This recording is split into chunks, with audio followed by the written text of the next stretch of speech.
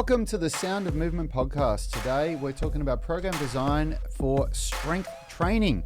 This is going to be a really good topic. Phil and I have just had a really good discussion about what it is that we're going to cover today. And if you want to know the fundamentals of program design when it comes to strength development, you're going to want to listen to this one. What's up, everyone? It's time to rock. If you're new to the tribe, Rich is behind the mix. Phil is across the table from me, and my name is Rad Burmeister.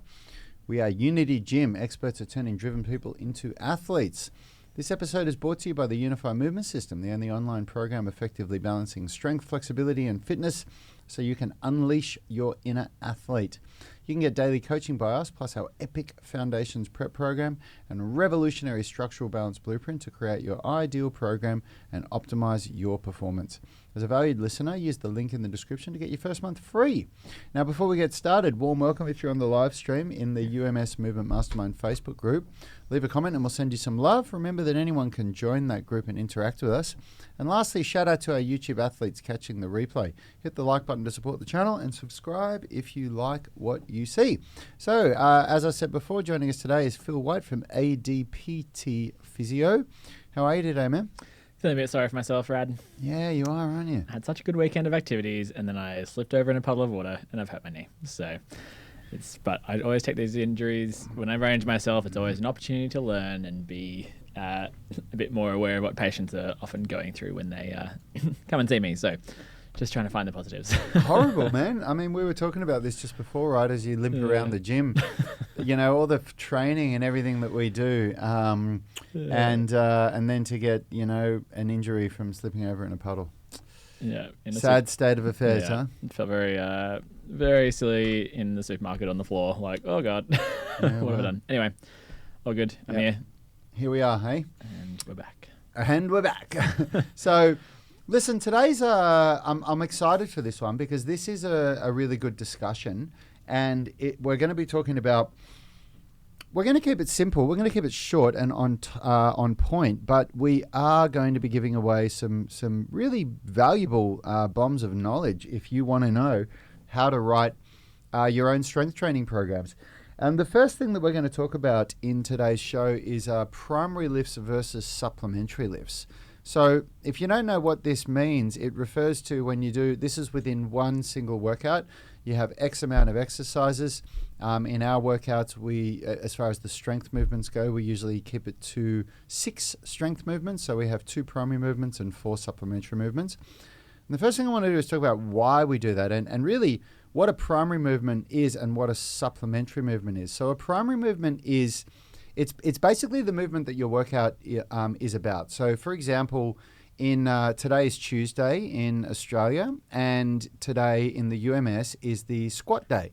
So the primary movement for the workout is a squat. So when we design Tuesday's workout, the very first thing that we think of is, okay, what's the primary movement? It's a squat. Now, the whole workout is going to be built around the squat. So it's not that we say, what am I going to do today? Oh, I might do this, and I'll do a bit of squatting. Well, that's not how we do it. We come up with the primary movement first, and then the workout is built around that. We've referred to these movements as the fundamental movements previously when talking about the core movements for the days. So yeah. And once you have that primary movement, at least if you understand how to design a program, then you can start thinking about what other exercises are going to supplement the squat.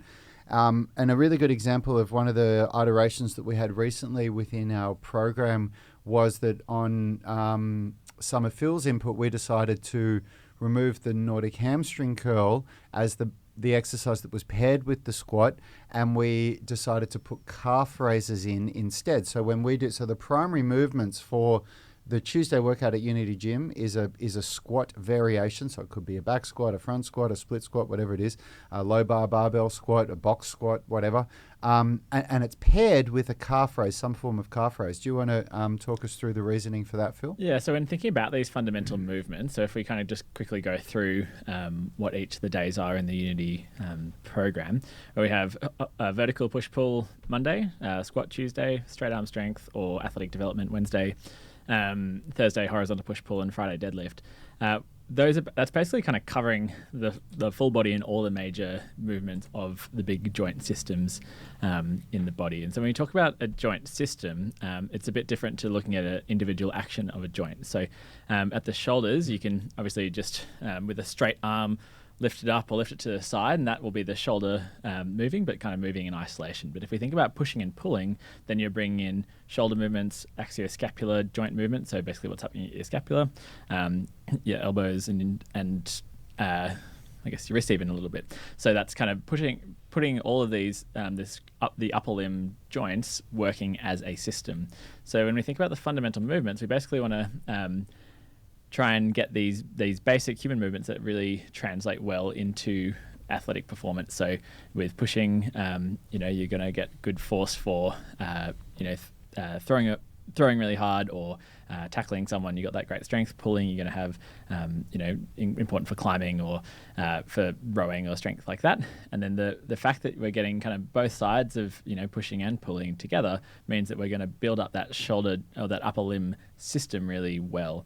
Now with the squats and looking at that change from going from pairing a squat with a hamstring curl to changing it to the calves, when you think about what's actually happening in a squat, it's going to be a combination of both hip if we're going from the bottom of a squat up, then we're going to be extending our hips and we're going to be extending our knees and extending our, keeping our strong neutral lumbar spine. Mm-hmm. So with that, when we look at the hip extensors, that's going to be your glutes, your hamstrings, and partly your adductors as well.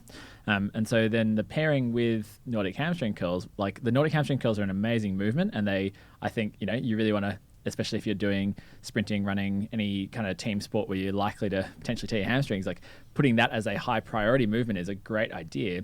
But what happened was when we were looking at it, really the hamstrings are a part of the overall system, and sort of pre-fatiguing that one part of the system then impacts how well you can do your fundamental movement. Yeah. And so what we decided to do was change it to focusing on the calves, where the calves aren't really as impacted strength-wise in the squat, and they're a really important one for both knee stability and health, and also basically like any sport you want to do that involves running, sprinting, jumping, you're going to want to have conditioned calves. So that's a good example of just that little change that we've made somewhat recently to really try and optimize this strength development as well as possible. And a good example of what Phil just explained through there is when you come up with your primary movement, the considerations that then come into play for what you're going to pair those movements in. Because the whole idea, some people don't pair exercises when they do workouts, but the whole idea of pairing exercise is for one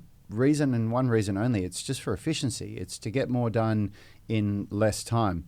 Because if there's optimal rest periods that need to be considered when you're programming, and it's different for maximal strength, it's different for hypertrophy, it's different for endurance. But basically there is a period of rest that must be observed in order to be able to repeatedly, lift the same amount of load. So the idea of pairing exercises is that instead of just sitting there doing nothing while you're resting, you do an exercise on opposing muscle groups. So everything that Phil just said there is a good example of how you can choose an exercise like that. So when it's much simpler when it comes to the upper body movements, like with a vertical push versus a vertical pull. It's opposing it's muscles that are pulling for the arm, for the upper limb, versus muscles that are pushing.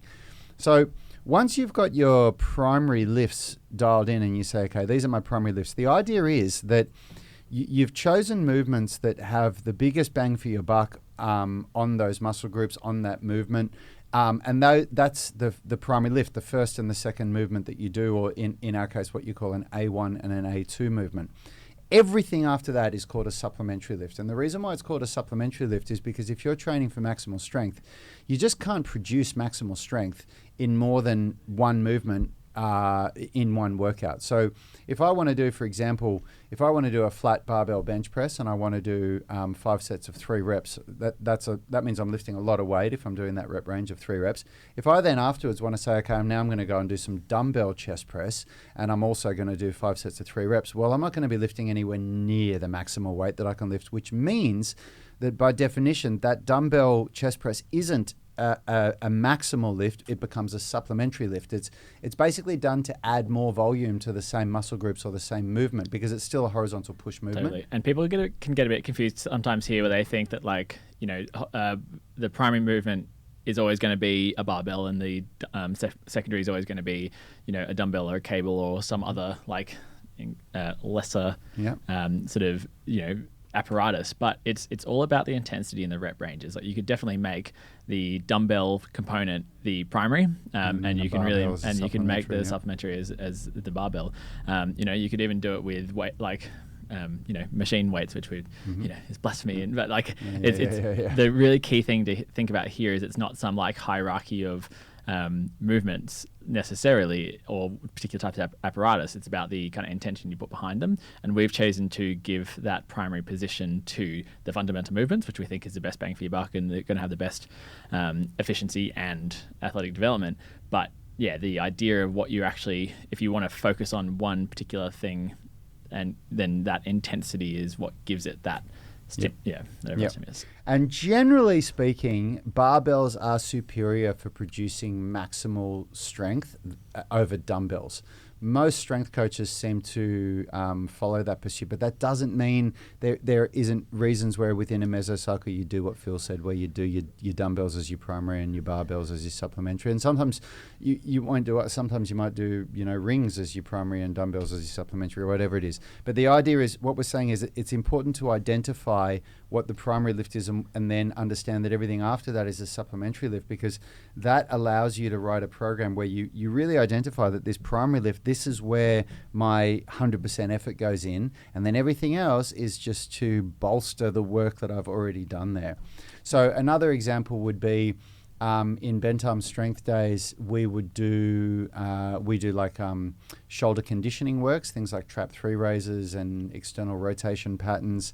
And those are exercises that are really important for overall shoulder health, but we don't recommend that you do those before a primary lift like a bench press, because you're pre-fatiguing muscles that are required to create stability in the shoulder when you do something like a bench press. And if you do that, you increase your risk of injury, don't you? Or you reduce your ability to produce maximal force on that bench press, when that's really what the purpose of the bench press is. So exactly, it's all about that. I really try and getting that idea of systems is so key, because if you think about all the components of a system, if you just take out one of those components and fatigue that, then the whole system falls apart.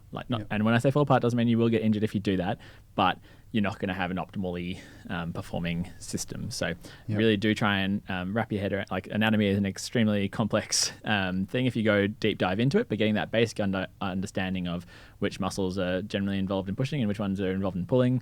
Same with the lower body, which ones are involved in more of hip hinge patterns versus which ones are involved more in knee extension kind of squat patterns, like hip hinge versus squat patterns.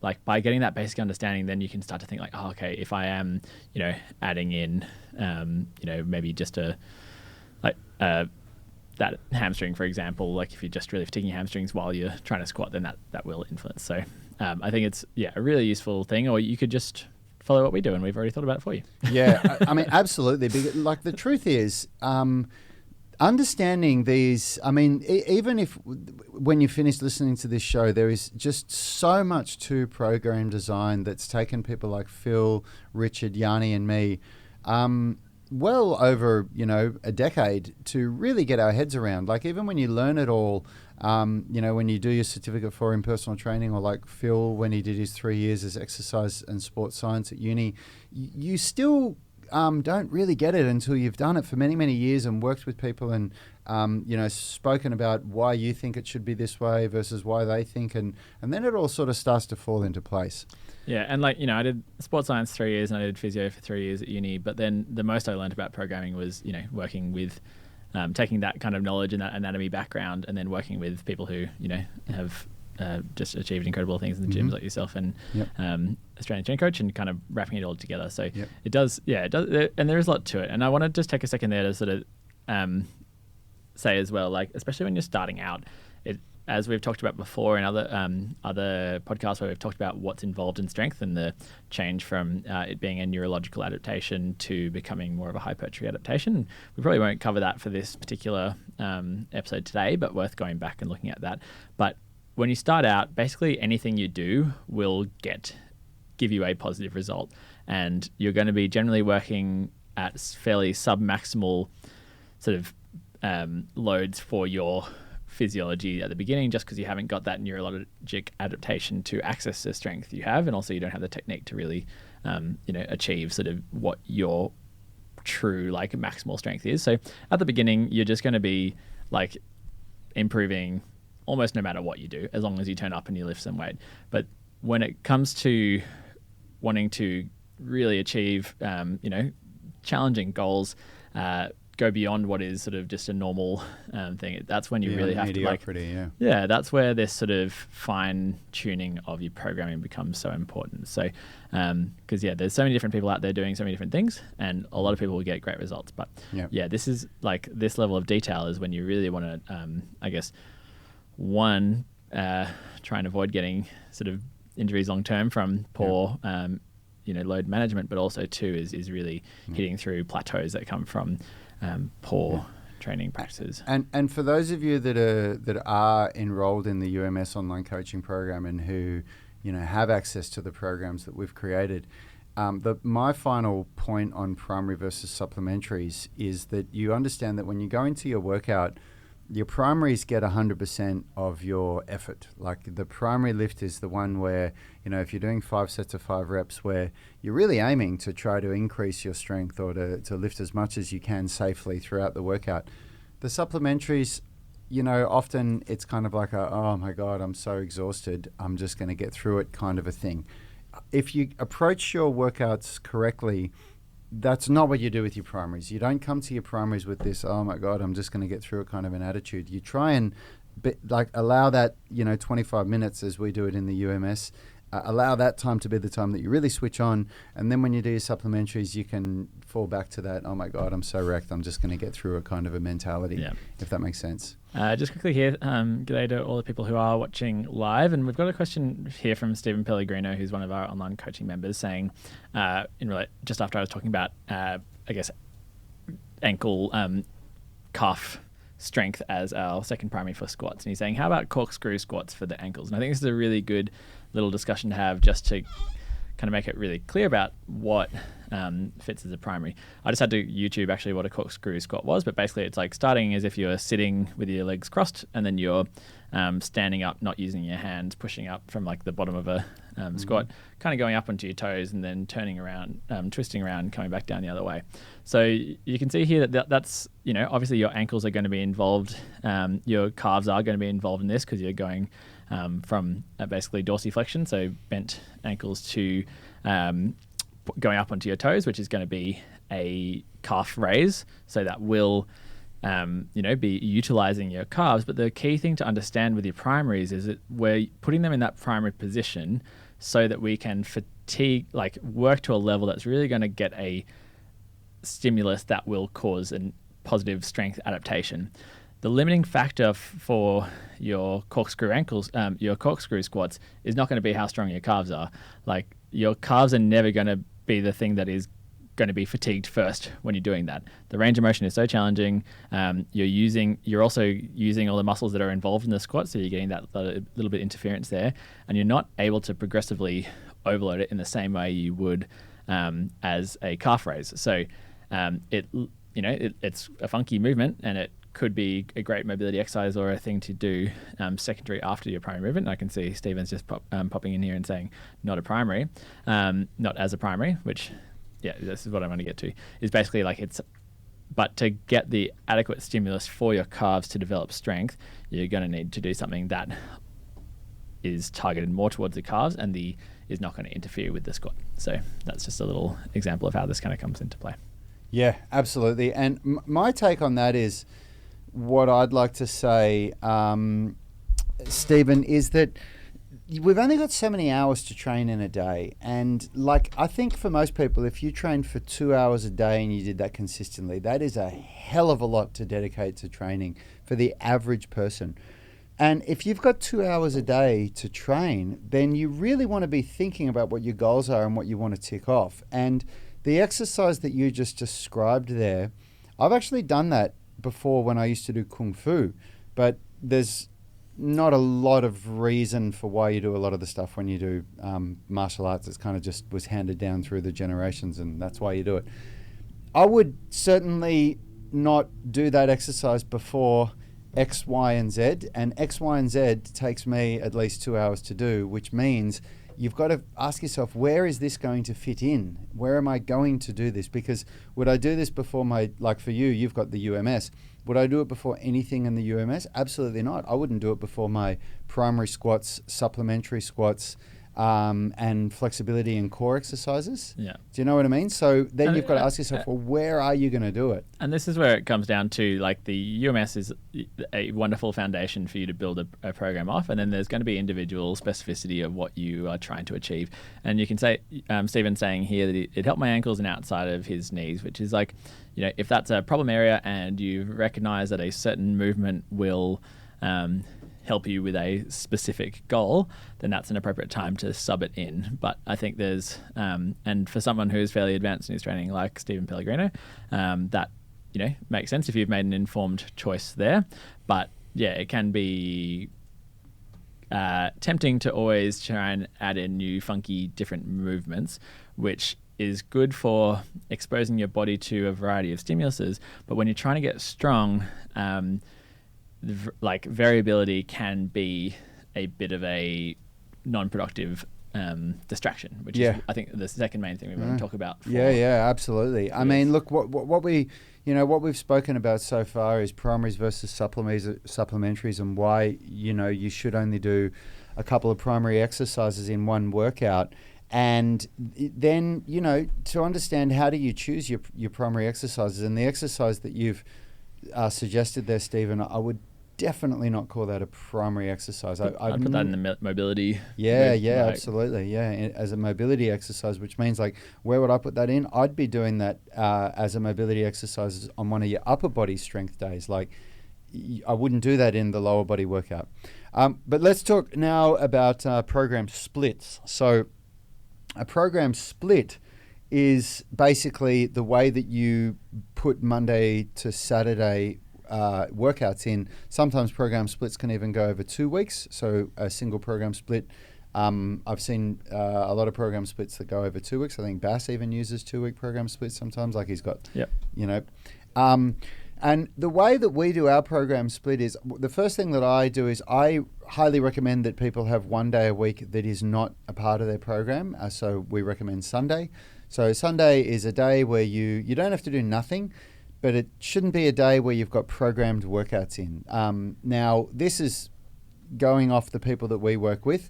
The people that we work with work a lot and need a day that you say, this is a rest day. This is a day where you don't go to the gym, you don't try and push yourself, you don't try to create results. You can go and play some soccer or football, or, go for a swim or play some frisbee or whatever. But yeah. Now, then the other thing that we consider is that most of the research that I've read, most of the literature I've read, says that you should rest between 48 to 72 hours on the same muscle group before doing strength training on it again, for adaptation to occur and to reduce risk of injury and to allow yourself to produce maximal force. Now, what is the 48 to 72 hour? Why is there a variable? Because it depends on how hard you push yourself, depends on how much volume there was, depends on training age, all these things. But just to be safe, we don't do the same muscle groups again for 72 hours. So how does that look? We do bent arm strength on Monday and then bent arm strength again on Thursday. So movements, pushing and pulling movements that involve bending the elbow, happen 72 hours after each other. We do squats on Tuesday, deadlifts on Friday. They're both predominantly lower body movements, 72-hour window.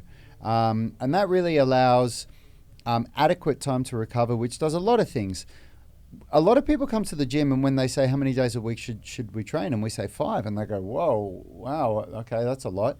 And I always say to them, well, it's only a lot if you're used to workouts that kill you so badly that you can't do more than 2 of them in a row and then you need a day off. That's not what the UMS is. The UMS is really well designed in a way that you might come on Monday, walk out feeling like, oh my God, my upper body's so sore, but then you come on Tuesday and you don't use the upper body at all except for stretching. So yeah, that's in a nutshell, a program split and how we do it. You got anything you want to add to that, Phil? Just that, like, I guess coming back to that idea of how you actually do progressive overload, and we did do some episodes on this somewhat recently, but that sort of pre-planned split means that you're getting enough stimulus to the same, like, as frequently as you need to get a really good strength stimulus without, I guess, the error that a lot of people make with strength training is always looking for new exercises to do that are going to be the silver bullet that suddenly makes them strong. And really, like, to get strong, you need to do the same things over and over and over and over again. And like having the movement variability in our primary movements, as we said, with mesocycles, you might change every 6 weeks from a front squat to a back squat to a high bar to a low bar to a split squat, like a goblet squat, whatever. Like, you might be changing that, but the fundamental movement is the same, and that's going to give you a great balance of variability where, you're challenging the system in different ways so that your body is kind of ready for, variability within your life, but it's not too much variability that you totally lose the, frequency and intensity needed to actually get strong, because so many people plateau just because they chop and change too quickly and don't get that sort of momentum up. And that's important. Yeah, for sure. Stephen Pellegrino's referring to that movement that he was describing to us, saying that was one of Coach Summers' mobility drills. Forgot what it was paired with. First time I tried, it was impossible, so I always am interested in stuff that exposes super weak links. And that's a really good attitude. I really like that, Stephen. And I don't think Phil and I understood that when we were giving our feedback on it before. We thought that you were asking how do we think about doing that as a primary movement. Yeah, you asked it just after I talked about calf primaries. So yeah. It makes a lot more sense now that you say that was one of Coach Summers' mobility drills, because I have done the gymnastics bodies course. I was enrolled in that for maybe a year or so.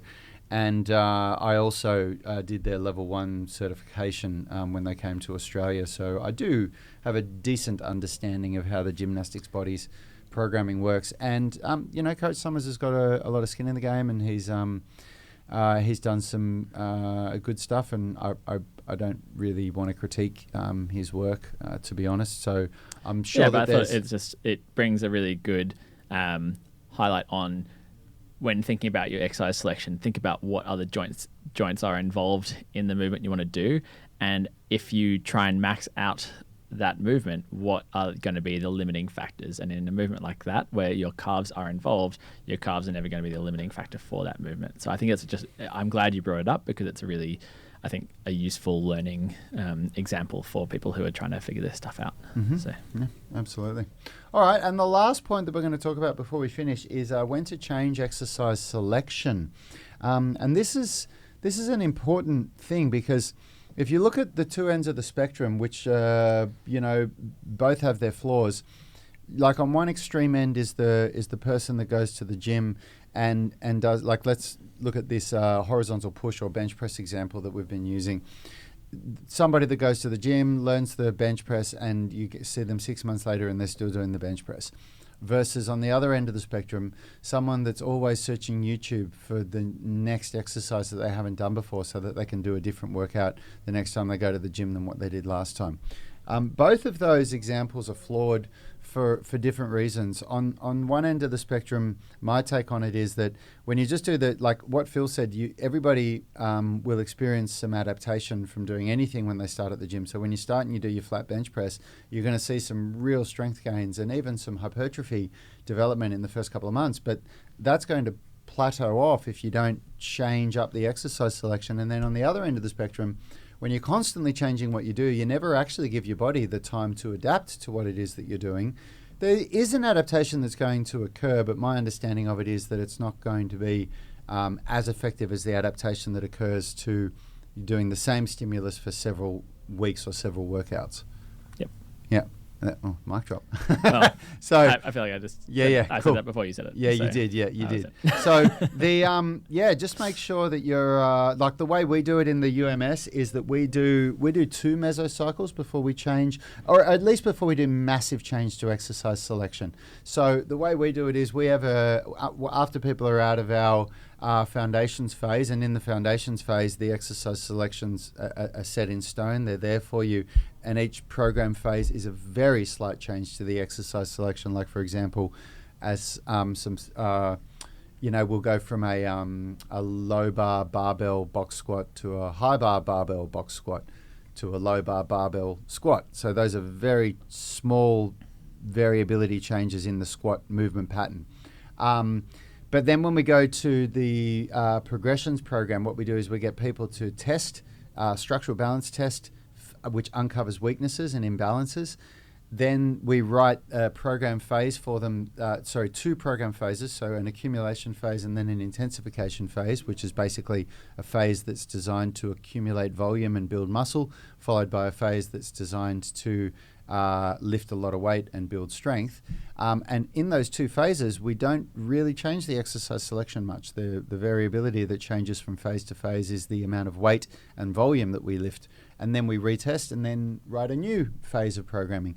And that works really well for people. It gives people enough time to really get their head around what the purpose of the movement that they're trying to do is. It gives them enough time to actually see a real change in the body, an objective change. And it doesn't go for so long that they start getting bored. There we go. Phil's nodding his head for those of you that are listening to the podcast. That's all we've got time for today. We are going to be continuing our talk tomorrow about program design, so make sure you tune in. Phil and Richard and I will figure out exactly what it is we're going to be talking about, but we're going to be continuing this discussion about program design. So if you've got any questions, get them in. Yeah, and remember, we have talked about strength development before, so do go back and look at the back catalogue if you are really interested in this topic. And also there is the strength blueprint, just like we went off the flexibility blueprint yesterday. If you jump on, I think probably link. Well, you can link get it in the comments description of these. exactly. Wherever you. So that's a great one if you are really interested in how to get strong. Do go and access that because we've thought about this stuff a lot. So make the most of it. Yeah, awesome. All right, team. I'll see everyone in our UMS online coaching program over in that group straight away. Let's get online and do your coaching call. See you soon. Health is about performance, not just body image. You better be willing to accept what you're going to have to do to get there. We'll start focusing on movement goals, strength goals, flexibility goals. When you nail that skill, that's there forever.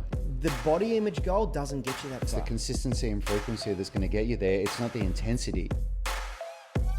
There's no shortcuts to mastery and movement. Destination doesn't change overnight, but your direction will. The gym is not the place to beat up the body that you hate. It's the place to build the body that you love. We are the gym that teaches people how to move instead of just exercise because we believe that health is about performance, not just body image.